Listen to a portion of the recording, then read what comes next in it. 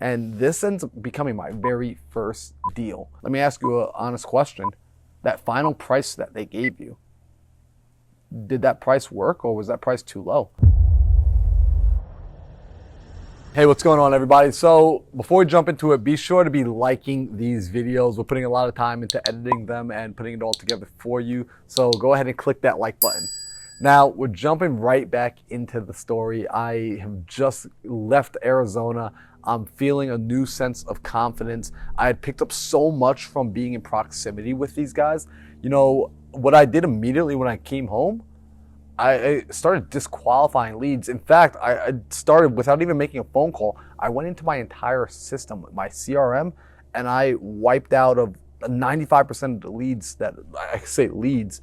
I got rid of all the contacts in there because I just realized I was spending a lot of time talking to people who were never going to do business with me. So keep that in mind. As you're building your business, as you're providing whatever service it is you're providing, make sure that you're talking to the right people. Something I got to mention too is as I came home, this is around the time I start to get my first deal. See, I don't know what was going on. There was like something was happening in the universe. I had gotten around this energy and now I was connecting. Like when I was dialing the phone, more people were picking up, more people were willing to have the conversation. And I get this guy on the phone by the name of Lorenzo Games. Same questions I ask everyone else. Are you interested in selling your property?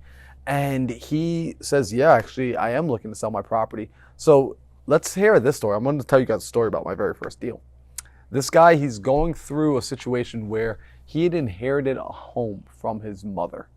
So he gets this house, she passes away, and he never wants a second house. He already has a house that he lives in, but feeling like he can't throw away his inheritance, he holds on to the property. It still has a mortgage on it. He holds on to the property, he keeps paying the mortgage, and he puts a woman in there to rent the home. So he's now a landlord.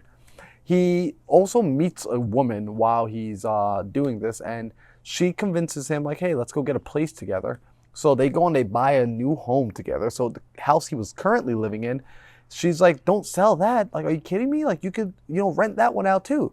So he never wants to be a landlord, but now he finds himself renting out two properties and he has this third home that he's currently living in.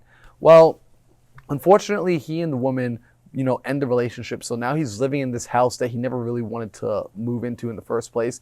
He's got the first house that was given to him by his mom, and he's got his old home that he's renting out to a buddy of his who the arrangement was, I'll give you a good market rent. Like, I'll give you a solid price on rent, but you got to help me maintain the house. Like, he was a handyman, so you're going to help me maintain this house and maintain the other rental property I have. His buddy says, okay.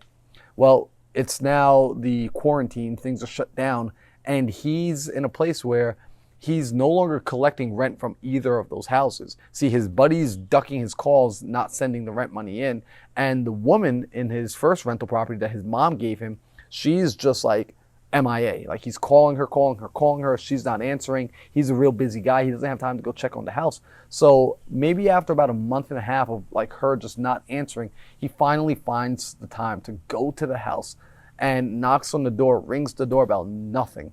So he opens up the property, opens up the door with his key, finds the property vacant. This woman is gone. And it looks like she's been gone for some time. So he walks around the house and he gets to the basement and it is just flooded with water. So he goes upstairs, there's roof damage. Water had been getting in from the roof, going down the walls into the basement and filling up the basement. And this guy is just mortified. And he's so overwhelmed at this situation that his solution, he steps out, closes the door behind him, locks it, and doesn't come back to deal with the problem for another couple of weeks. Now, I know some of you are like, are you kidding me? Like, he did that? You have to understand where he was coming from. This guy had 3 homes. He's paying 3 mortgages out of his own budget. He's working overnight at the post office. So he's going into work at like 8, 9 o'clock at night. He's not getting out of work till 6, 7 o'clock in the morning. He's going home to get sleep so he can be ready for the next work day. And when are people reaching out to him and calling him and trying to get a hold of him about his houses or anything? It's in the day. Like, the beginning of their workday is when he's trying to go to sleep. So anytime someone's calling him, he's just pissed off. He's angry. He's tired. He's just feeling defeated. And when's the only time that someone could come and look at the house, right? When we have these foundation specialists and these basement specialists come, they need someone to be at the house. Well, he can't do that because he's sleeping, right? And when he's awake, it's too late in the evening. The day's over. They've already booked all their appointments. So this guy is just at wit's end. So I'm on the phone with him now, and he's telling me this story. I've learned because of sitting with Tino and Nick that it's all about listening to the people. It's all about caring about them and their situation. That's why I know so much of the details on where he was at this time. And he begins to tell me, I asked him, I say, hey, Lorenzo, haven't you spoken to anybody else? Man, I can't be, this has been going on for you now for some months. Like, I can't be the first person you've spoken to. He says, well, no, Marlon, I've called some of those like We Buy Ugly Houses signs, and I talked to the guys, and they even gave me a price. They gave me an offer, and you know what they did when they got to the house? They just totally went back on the offer they gave me over the telephone. They just started saying this is crappy and this is crummy, and we're gonna need to reduce the price by $10,000 for this and $15,000 for that. And he just said, I didn't like the way they treated me. It felt like they were trying to take advantage of the situation. Like they could smell blood in the water. And I say, yeah, Lorenzo, I hear you, that stinks, but let me ask you an honest question.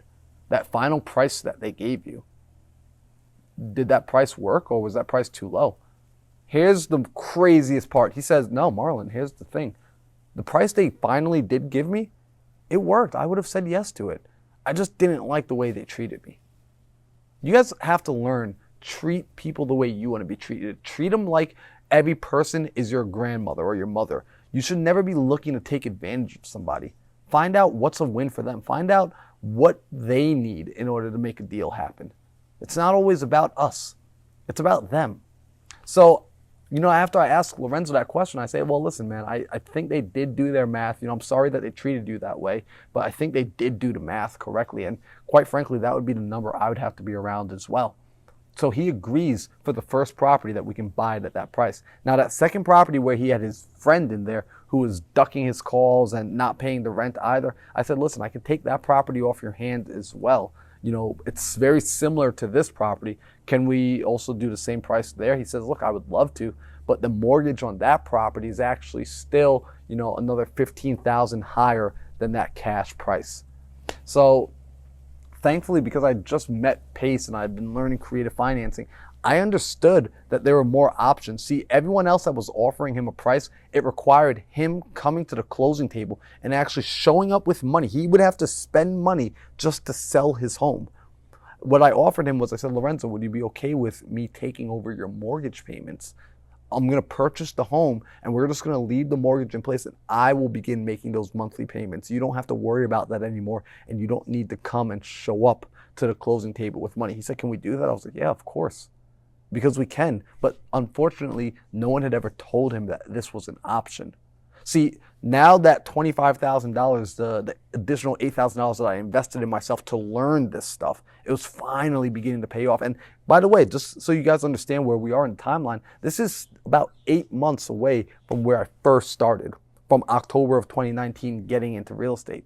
I'm finally at that place where I'm about to get a deal. And so Lorenzo agrees. He says, you know what? I trust you. Right, and that hit me because I'm a stranger. He hasn't met me in person yet. We've only met over the telephone, but he's allowing me to take over his mortgage, to make payments on his behalf, and he's allowing me to purchase his property cash.